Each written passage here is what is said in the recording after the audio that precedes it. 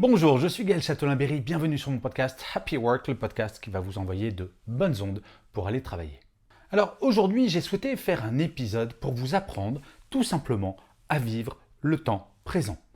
Et oui, très franchement, qui il y a un an nous aurait dit les gars, la planète entière va être confinée et puis on va tout fermer et puis on va connaître un virus qui va durer pendant des mois.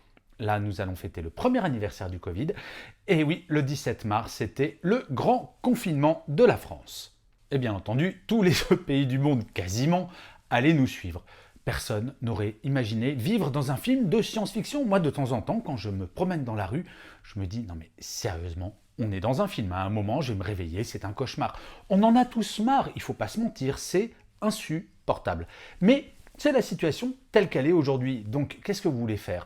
Moi, j'aime bien cette phrase de Sénèque qui dit, je ne me rappelle plus des mots exacts, mais en gros, il disait, plutôt que de râler contre l'orage, autant apprendre à danser sous la pluie.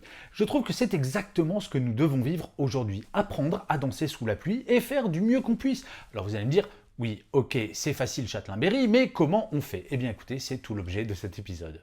En fait, cette période, c'est comme une maison hantée. Je ne sais pas si vous aimiez les maisons hantées quand vous étiez plus petit. Moi, j'ai toujours détesté ça. Et j'avais trouvé une solution. Quand je rentrais dans la maison hantée, je me disais, 1, ça n'a qu'un temps, 2, il y a une porte de sortie. Le problème avec cette pandémie, c'est que on ne sait pas combien de temps ça va durer et on a peut-être une porte de sortie, mais on n'en est pas vraiment sûr, vous savez, avec tous les doutes qu'il y a sur les vaccins. Bref, cette maison hantée, on y est et on ne sait pas quand on va sortir. Alors, soit on se dit, ok, c'est la galère et ça va être l'horreur et on va mal vivre au quotidien, soit on se dit, on va mettre de la lumière dans cette maison hantée. Et c'est tout le principe de ce que je vais vous raconter maintenant, c'est comment est-ce que vous allez mettre de la lumière dans la maison hantée qu'est la pandémie. Et ça, c'est une action individuelle.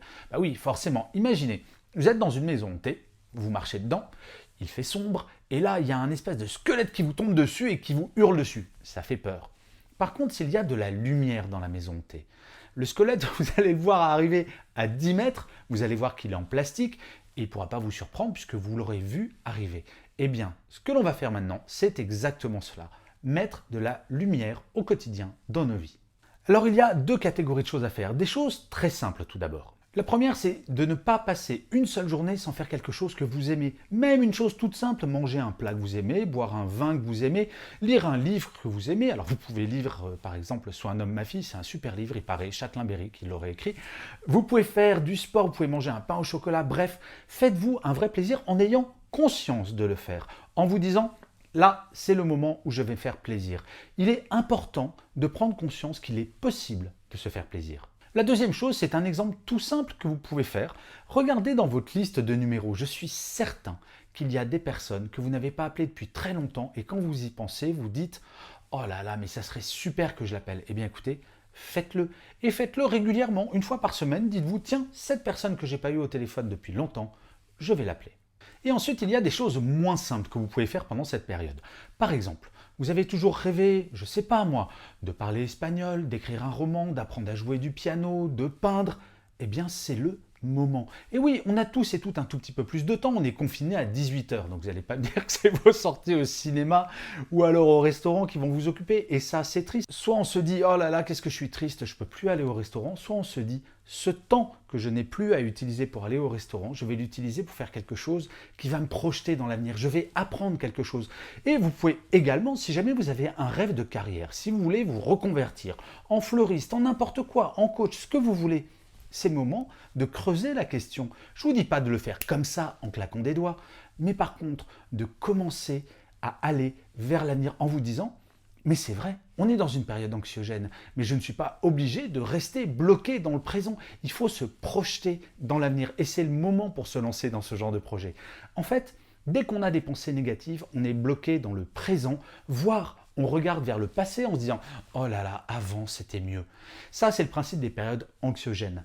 La psychologie positive, ça va vous projeter vers l'avenir. Si vous avez des projets, si vous avez des choses positives, vous allez commencer à vous dire aujourd'hui, c'est vrai que c'est pas chouette. Aujourd'hui, il y a la pandémie, c'est pas sympa. Mais là, je suis en train de me préparer un avenir qui va être vraiment très, très sympa.